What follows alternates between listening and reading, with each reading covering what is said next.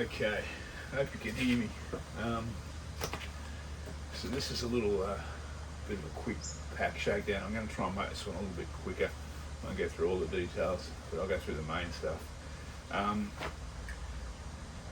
There was a couple of things that played up on this video. I just have to get one of them now.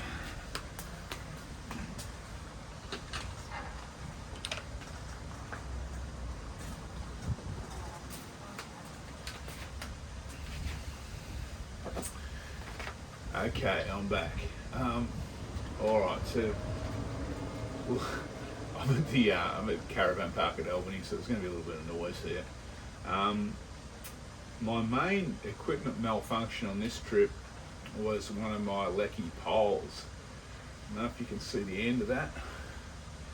Black on black probably isn't working too well, but the tip, the whole basket and tip bit came off this pole about 3 days from the end, and I couldn't find it, so I couldn't put it back together even if I wanted to.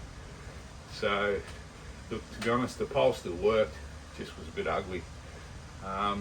They've done a lot of work, these Lecky poles. They've probably done 5,000 Ks, I guess. Yeah, they've probably done about 5,000 Ks at least, of hard walking, Grampians, Larapinta, Northern Territory, Queensland, Northern Territory again, and then the big three this year, so not really worried about that too much. I think that's a fair amount of distance. Alright, let's look at the pack.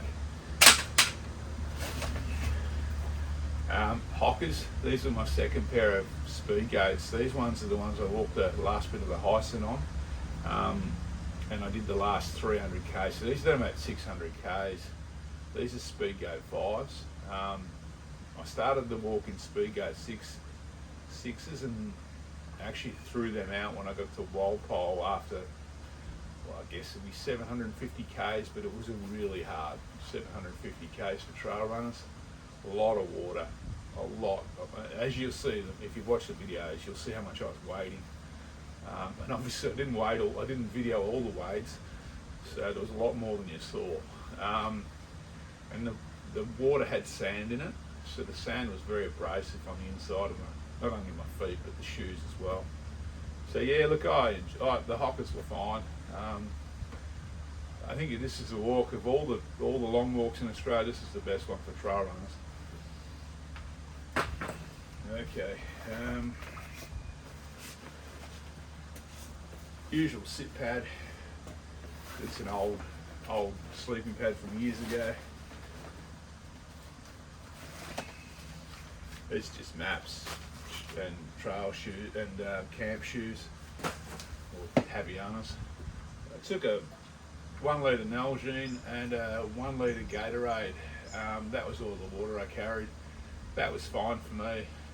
I was moving maybe quicker than some, so most days I'd get to a shelter during the middle of the day at least, and I could top up, so 2 litres for, half a day of walking was fine with me. If it's going to take all day to get between shelters and you're walking in warmer weather, you might want a little bit more than 2 litres. I like these. I carry one of these Nalgene bottles that's clear, that's got the graduations on the side, helps for cooking. So yeah. Alright. So I've got the InReach. Always carrying InReach on these long walks, so people know where I am, or Sam and a couple other people know where I am. I've got I charge my gear with a little battery pack that I keep in this pocket here, and this pocket here normally has my phone. And to be honest, with all the rain, and I got a lot of rain, they were pretty waterproof. They're not 100% waterproof, but they're about as close as you get, considering I'm opening and closing. The HMG pack itself, the Wind Rider, it's getting on a bit now. The pockets have scraped along rocks and trees and scrub. They're still pretty good. I might send it into remote repairs to get a bit of love when I get home, but it's still in pretty good nick for a pack, for a lightweight pack. It's done so much work. I'd say I've used this for at least 300 days of hiking. Alright, that's my food bag. Keep my food in a dry bag. This is a Dyneema Hyperlight mountain gear organising bag. I just keep this, all my odds and ends, like first aid, electric cords, snake bandage, just my odds and ends going here. It's just waterproof. This pack's a one piece pack that isn't not much pockets, or there is no pockets really, except on the shoulder strap and around the gut. So it's handy to have something to throw the odds and ends in. This is why I got to sort this. I got to do some washing. I wore this Columbia shirt, nothing special there. It's just a normal Columbia kind of fisherman walking shirt. Works well for me. Covers my arms from the sun and my neck a little bit. I have the collar up.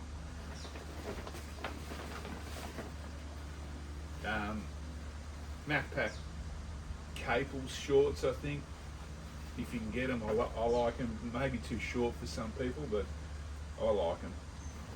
I don't think they make them, but I think they've changed them a little bit now. Just the outdoor research hat. Okay. I won't go into this. I won't open it. This is my event stuff sack that I chuck my clothes, my sleeping clothes, and any dry clothes in. Basically, I just carried a pair of long pants to sleep in and one long thermal hoodie to sleep in. And there's a couple of pairs of socks. I ended up carrying 3 pairs of socks on this walk because of the amount of water around.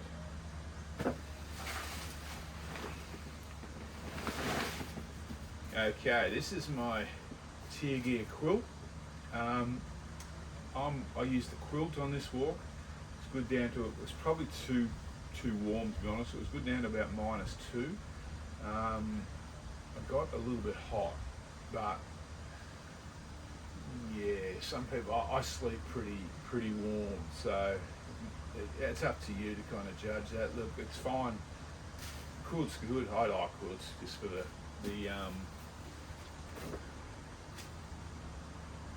versatility of them. The sleeping bags are fine too, a little bit heavier, but yeah, anything will get you through on the bib. Here's my Z-Packs Virtus Gore-Tex, single layer Gore-Tex, worked fine. With the amount of rain I got, anything and everything was wetting out on this trip. That's just my toiletries, toilet paper, trowel, hand sanitizer. You get the hang of it. A buff is, particularly if you're using the shelters, a buff is and camp and like sleeping in the shelters, not putting your tent up in the shelters. A buff's very important to keep the mozzies away for the first. The mozzies seem to be really bad until about 9 o'clock at night, then they disappear. So I cover my face with my buff until about 9, then I could take it off. But you need either a buff or a mozzie net for the first few hours. Well, I did anyway. 90% of the walkers put their tents up in the shelters, probably for that reason.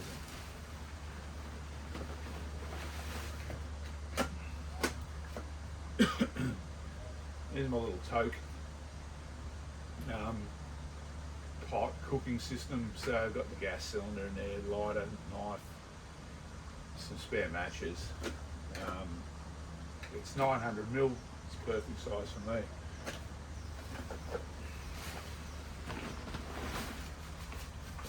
The Dyneema ground sheet goes under my tent. Handy for numerous things. It's actually still a bit wet, so I'm just going to undo that. Weighs probably 60 grams, if that. Also handy for like packing up in the rain. I can chuck everything out of the tent, wrap it in the Dyneema and get the tent down, and then get everything out of the Dyneema and chuck it in my pack. It just gives you a little bit more versatility. Okay, so this is a pair of my socks, my old socks. Like I said, I carried 3 pairs of socks on this walk because there was so much water. I think you could probably get away with 2 normally in normal dry conditions. But yeah, I just use these Mountain Design socks that you buy at Anaconda. They're nothing special, but they're very comfy and they work well with the trail runners.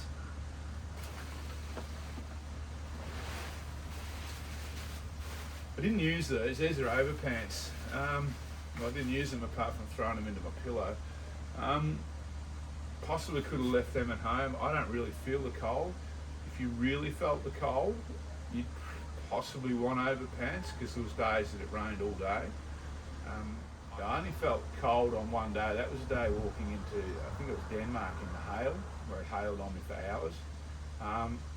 But even then I didn't stop and put these on. I just had the Gore-Tex top on.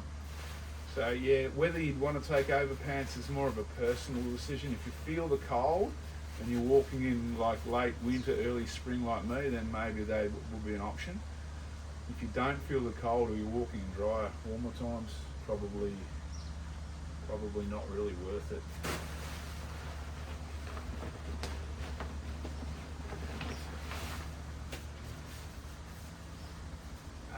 So this is my sleeping mat. I just use an Extherm, Neo Air Extherm. It's too much mat for this walk, but it's the mat that I've got. It's done a lot of work.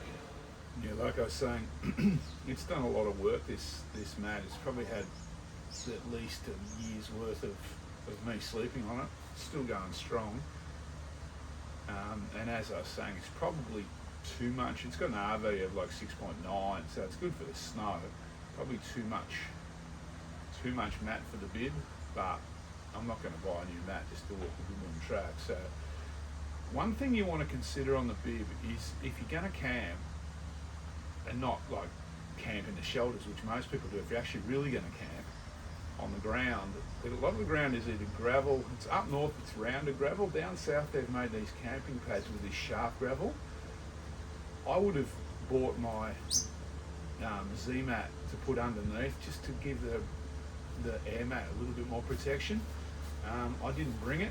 I probably should have left the overpants at home and bought the Z-mat, to be honest with you. And that's hindsight.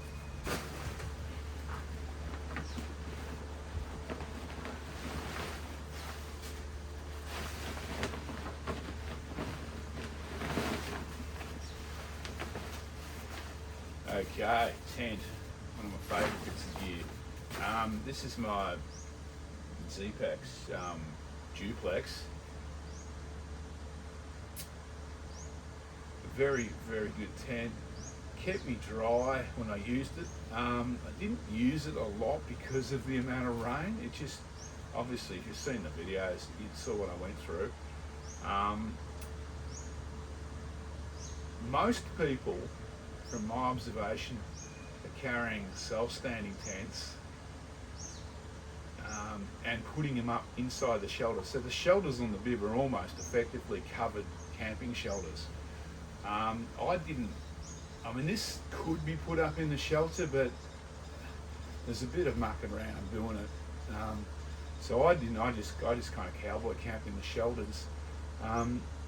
If you're only going to walk the bib, this is the only track I've ever really come across this in all my walking around the world, where everyone, basically 80%, 90% of the people put their tents up in the shelters.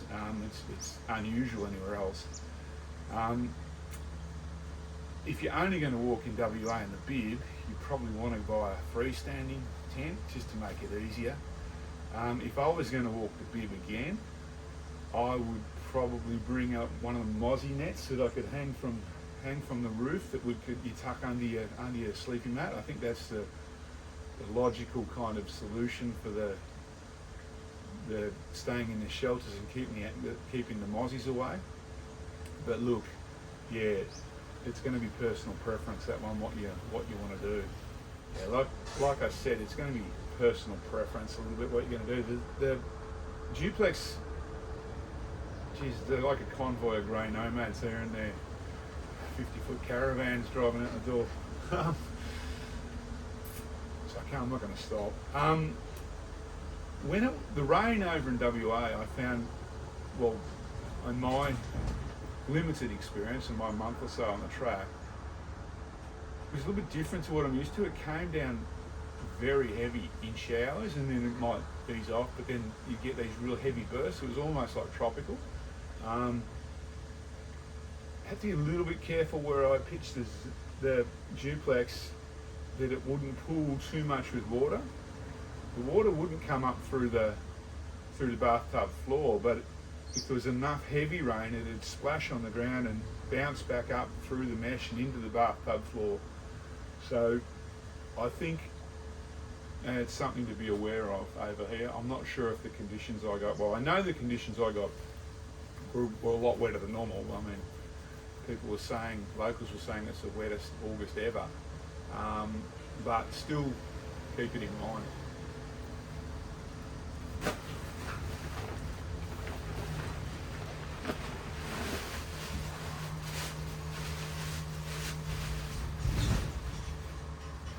I just got my mountain bike gloves that go with my trekking poles. These are cheapest chips, just buy them at a local bike shop or Anaconda. They've got the padded palm, and I use the palm on top of the pole when I'm going downhill. I don't worry about lengthening poles and things like that.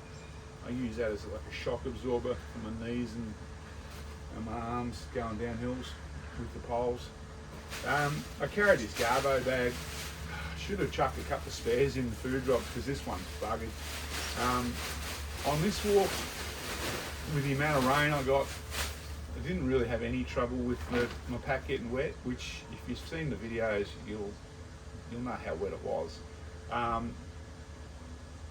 The only issue I had with water on this walk was actually in the shelters, which is the moisture, and it was more my quilt, just the moisture soaking into the quilt overnight. I didn't have too much trouble once I was packed up and on the go with things getting into my pack. All right, that's pretty well it for the gear. It's a little bit shorter than normal, hopefully, so I can knock it down to one video. If there's any questions, just fire away. All right, sorry about the noise on this video. I'm in a caravan park. I'll catch up with you next time for the next shakedown, hopefully, or the next walk. Take it easy.